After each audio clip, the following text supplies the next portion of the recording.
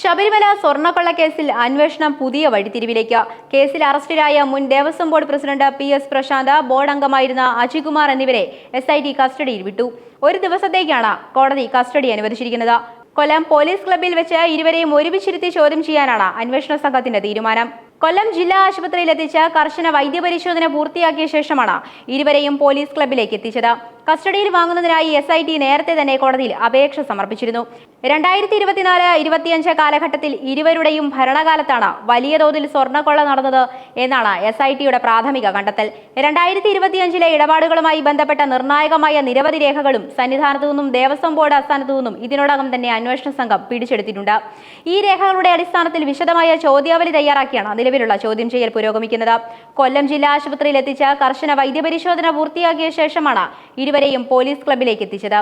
കസ്റ്റഡിയിൽ വാങ്ങുന്നതിനായി SIT നേരത്തെ തന്നെ കോടതിയിൽ അപേക്ഷ സമർപ്പിച്ചിരുന്നു. കേസിലെ ഏറ്റവും പ്രധാനപ്പെട്ട വഴിത്തിരിവ് തിരുവാഭരണ കമ്മീഷൻ ഓഫീസിലെ സൂപ്രണ്ടിന്റെ മുന്നറിയിപ്പ് അവഗണിച്ചു എന്നതാണ്. ക്ഷേത്രവളപ്പിൽ നിന്ന് പാളികൾ സ്വർണം പൂശാൻ പുറത്തു കൊണ്ടുപോകരുതെന്ന് വ്യക്തമാക്കി സൂപ്രണ്ട് കത്ത് നൽകിയിരുന്നു. തിരുവാഭരണവുമായി ബന്ധപ്പെട്ട എല്ലാ ജോലികളും കനത്ത സുരക്ഷയോടെ ക്ഷേത്രവളപ്പിൽ വെച്ച് തന്നെ ചെയ്യണമെന്നായിരുന്നു കത്തിലെ പ്രധാന നിർദ്ദേശം. ദേവസ്വം മാനുവൽ ഉൾപ്പെടെ ചൂണ്ടിക്കാണിച്ചുകൊണ്ട് 2024 ഒക്ടോബറിലാണ് ഈ കത്ത് നൽകിയത്. എന്നാൽ മുൻ പ്രസിഡന്റ് PS പ്രശാന്ത് ഈ കത്തിലെ നിർദ്ദേശങ്ങൾ ബോധപൂർവ്വം അവഗണിക്കുകയായിരുന്നുവെന്ന് അന്വേഷണത്തിൽ വ്യക്തമായിട്ടുണ്ട്.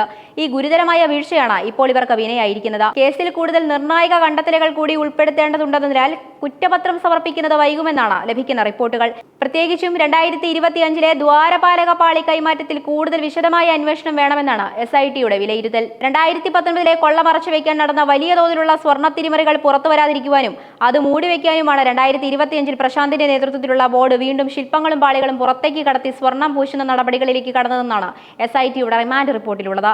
തന്റെ ഭരണസമിതിയുടെ കാലത്തല്ല ശബരിമലയിൽ നിന്ന് ദ്വാരപാലക ശില്പം കൊണ്ടുപോകാനുള്ള അന്തിമ തീരുമാനമെടുത്തതെന്നും തനിക്കെതിരെയുള്ള നടപടി രാഷ്ട്രീയ പ്രേരിതമാണെന്നുമാണ് PS പ്രശാന്തിന്റെ വാദം. എന്നാൽ ഈ വാദങ്ങളെ SIT പൂർണ്ണമായും തള്ളിക്കളഞ്ഞു. കേസിൽ കൂടുതൽ ശാസ്ത്രീയ തെളിവുകളും രേഖകളും ലഭിച്ച സാഹചര്യത്തിലും 2025 ഇടപാടുകളിൽ കൂടുതൽ ആളുകൾക്ക് പങ്കുണ്ടെന്ന് കണ്ടെത്തിയതിനാലും അന്വേഷണം കൂടുതൽ പേരിലേക്ക് വ്യാപിപ്പിക്കുവാനും കുറ്റപത്രം സമർപ്പിക്കുന്നത് വൈകാനുമുള്ള തീരുമാനത്തിലാണ് അന്വേഷണ സംഘം. 2025 നടന്ന ഈ കൈമാറ്റത്തിലും സ്വർണ്ണക്കൊള്ള ആവർത്തിച്ചിട്ടുണ്ടെന്നാണ് സംഘത്തിന്റെ കണ്ടെത്തൽ. ശബരിമലയിലെ പവിത്രമായ ആഭരണങ്ങളും സ്വർണവും കൊള്ളയടിക്കപ്പെട്ടതുമായി ബന്ധപ്പെട്ട കേസ് കേരള പോലീസിന്റെ ചരിത്രത്തിലെ തന്നെ ഏറ്റവും നിർണായകമായ ഒന്നായിരുന്നു. എന്നാൽ ഈ കേസ് വഴിമുട്ടി നിൽക്കുകയാണെന്നാണ് ഭരണപക്ഷത്തെ ഒരു പ്രമുഖ മന്ത്രി തന്നെ കുറച്ചുനാൾ മുന്നേ തുറന്നടിച്ചത്. തിരുവനന്തപുരത്ത് വാർത്താ സമ്മേളനത്തിലാണ് മന്ത്രി K മുരളീധരൻ കോടതികൾക്കെതിരെയും ദേവസ്വം ബോർഡിനെതിരെയും കടുത്ത വിമർശനങ്ങൾ ഉന്നയിച്ചത്. നിലവിലെ സാഹചര്യത്തിൽ കേസിന്റെ മേൽനോട്ടം പൂർണ്ണമായും കോടതിയുടെ കൈകളിലാണ്.